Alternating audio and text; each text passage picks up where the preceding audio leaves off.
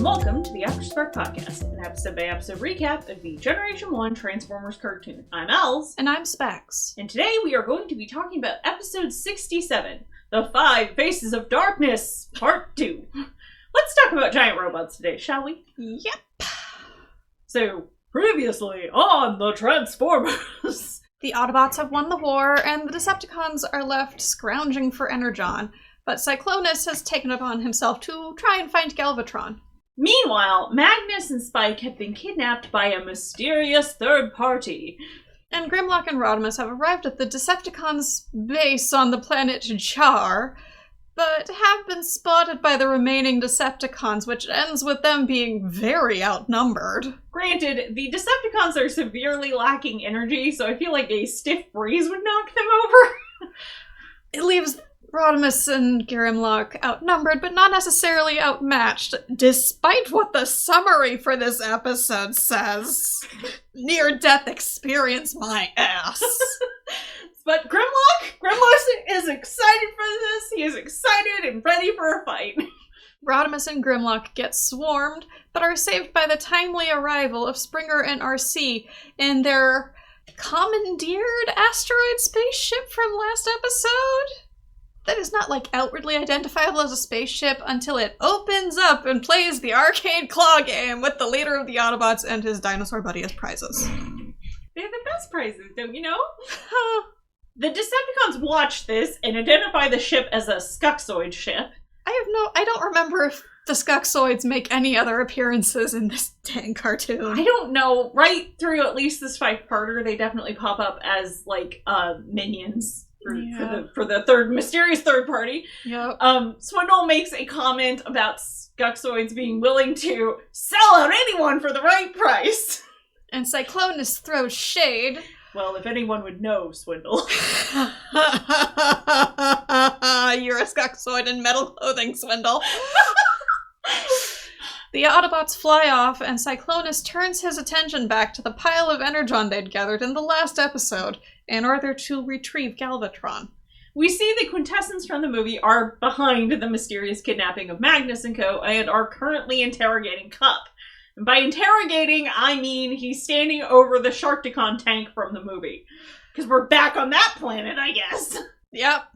They question if he is Cup, the chief of Cybertron security, to which he responds, "My name's Teaspoon, and I'm Cybertron's chief dishwasher." Because he does not give any shits about the quintessence. No, he does not. I mean, he's already been there. He has. Nearby, Magnus and Spike talk about the situation they're in, but are overheard by the quintessence, who intend to interrogate Spike to see how he holds up and how he faces death. Yup.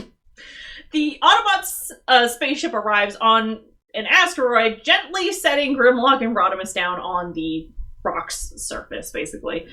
Rodimus seems to be in poor shape, despite how badly off the Decepticons were. Which, seriously, surely, this must be the equivalent of, 5 80-year-old men trying to beat you up, considering how bad of shape they were in. Well, I mean, look at the Terry Pratchett book with the old men conquering the equivalent of ancient China. I'm sorry, this is not Conan and his band of badasses. This was, a couple dozen starving Decepticons. Yeah, who can't even combine properly. Oh yeah, they were just falling to pieces and everything. Rodimus starts saying the lines that Optimus did before he passed on the Matrix and appears to be dying. He is, however, actually having a sulk. Which would make more sense than what they say is actually happening in this scene anyway. RC says that his life force has slipped away, which, guess it's time for a wake, guys. Finnegan's wake. Get your Energon goodies out. Now it's time for me, Grimlock, to be Autobot leader! God knows Springer doesn't want the job. Well, at this point, it's basically whoever, insists they're not the leader that doesn't get to be the leader, and whoever is last is unfortunately shoved into the position. Grimlock insists that Rodimus is alive, though, otherwise the Matrix would have emerged from his chest. Like some sort of alien chest burster. Meanwhile, on a bad trip, Rodimus is having visions! How many times is this man going to have visions of things? Unfortunately, this is probably not the last time. No, it isn't. He sees rapid images of Quintessence, himself, Optimus, etc., before waking up. And Grimlock is elated to be right that Roddy wasn't dead. Evidently, Rodimus was inside the Matrix during this whole ordeal, so now the Matrix is a non-Euclidean Matryoshka doll, and I don't know what to do with that. So, said ordeal has allowed him to realize that the ones that kidnapped their friends were the Quintessons, so they all had to Quintessa, but not before referencing the trial from the movie. What they really need is a robot Detective Conan here. Or Sherlock Holmes, or Herlock Sholmes, someone, because they shouldn't need a Matrix quest for this. No, they just need Nightbeat. Yes. God, I don't remember when he shows up, if he shows up, or if he doesn't show up. I feel like if he shows up in the comics. I don't think he shows up in the show. Well, he might show up during, Headmasters, because he ends up being a Target Master, if I'm remembering right. Okay, that's fair. Or possibly a Headmaster, he's one or the other. Anyway, on Quintessa, Magnus, Cup, and Spike are being led via armed guard to judgment. Magnus is taller than all of those guards. Honestly, he just needs to swat them.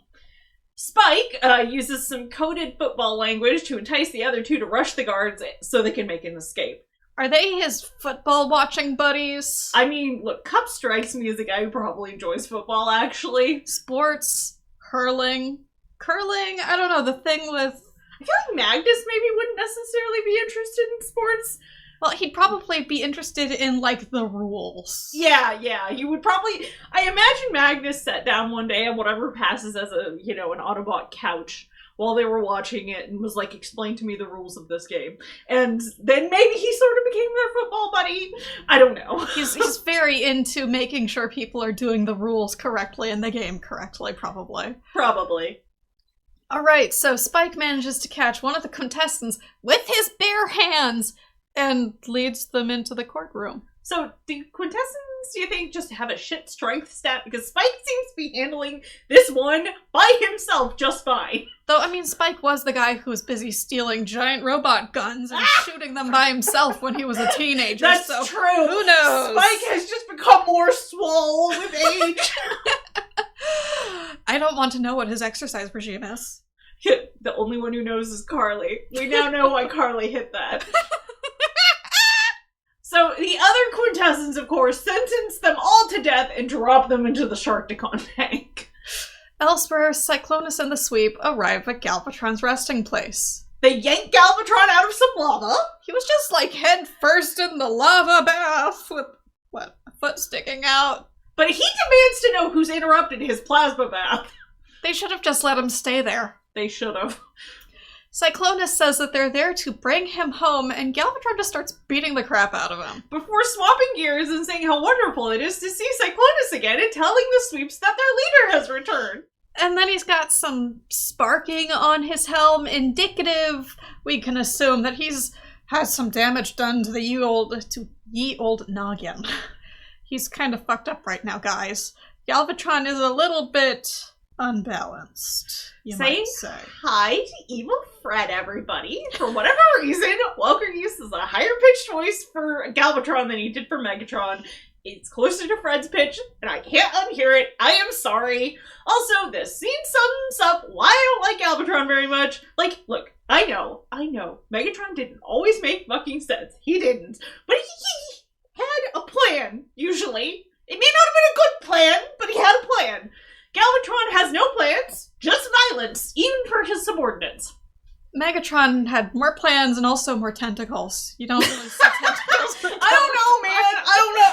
I reserved my judgment on how many tentacles Galvatron has, or makes, or whatever, because I don't remember.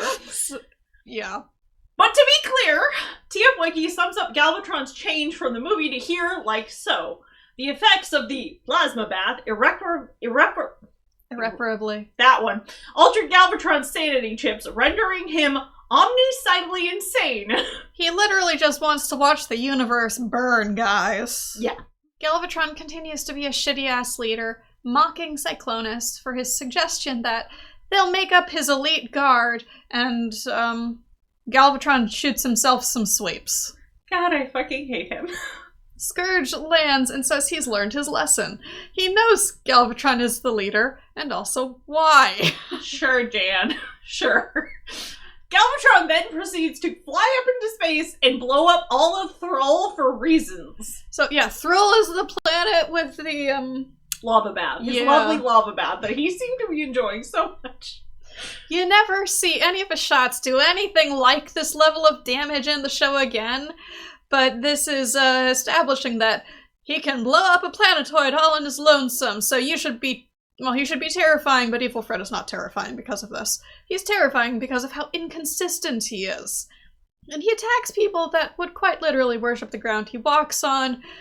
I think this just demonstrates that the Decepticons, or at least Cyclonus, have a gambling addiction with whether or not Galvatron is going to be sane. Yeah, that seems fair. I refer back to my previous statement. Poor Cyclonus was built to simp for him, so he never stood a chance. Yeah. Back on Quintessa, Spike asks the Quintessans what crime they've committed. To which the Quintessans respond that the Autobots are guilty of theft, and Spike is guilty by association. Okay, so what did they steal? Well, we'll get to that! Because this is the first we've heard of the theft. Roddy and company's ship begins to descend onto the planet, and the Quintessans turn their attention to these new interlopers. Seemingly wanting to kill Rodimus to impact the Autobot population. If Rodimus dying somehow drastically impacts their population, they're either extensively endangered, I guess, or somehow he is critical to their repopulation, which is weird. Assume they want to try to destroy the Matrix of leadership, maybe? Yeah. But that doesn't seem to be necessarily how they phrase it. Yeah. They blast the ship with their planetary defenses. RC, Rodimus, and Grimlock come flying in, clinging to Springer, who is in helicopter mode. RC is in a pinup girl pose. And yet she's gonna kick everyone's ass. She's one of the best shots in this series. Which is definitely a better shot than most of the Decepticons outside the movies. Yeah. Or the movie. Movies? Was there another movie I was unaware of? Sorry. The movie in our imaginations. Apparently. Grimlock jumps down and face plants into the Quintessans' thrones as they blast past him. Because apparently they're rocket-powered. I guess that's their sprinting? Yes. The other three saved their friends in the random Quintessan from the Sharkticon tank. Though with that guy, it might be less saving and more congratulations, you're now our prisoner. Yeah. The Autobot fleet arrives, which is evidently the aerial bots in a big-ass space plane. The Quintessans escape in their weirdly shipped spaceship we saw briefly in part 1 and also in the movie. And then the Quintessans, because they will cut off their nose to spite their face, blow up Quintessa by activating a bomb in an effort to destroy the Matrix, and then the planet blows up. Ending part 2. Join us next time for part 3, where the villains of our tale join forces. With our powers combined, we can destroy the Autobots for good! Not. Well, they can certainly try. And I believe Specs has some fanfic recommendations for today. Yup. The first one is Reaching Out by Severiner. It's set in the G1 cartoon continuity, rated G, it's Gen, no pairings, and our characters here are Rodimus Prime, Ultra Magnus, Cyclonus, Scourge, the Sweeps, and Galvatron. In summary, just over 6 Earth months have gone by since the battle inside Unicron. The Autobots have traced the Decepticons back to a small planet, Char, while one of their own keeps staring at the stars. Having the Matrix is bringing more downsides than upsides for Hot Rod, the new Rodimus Prime, and he is finding that its opinions differ from his wishes. But unlike the still missing Galvatron, he still has the ability to make his own choices, even under the hand of a god. So he makes a choice that changes the course of his life. And I picked it because I thought it was topical given the whole Galvatron is still missing even if they find him in this episode. Fair enough. And the whole leadership struggle thing that Rodimus has going on.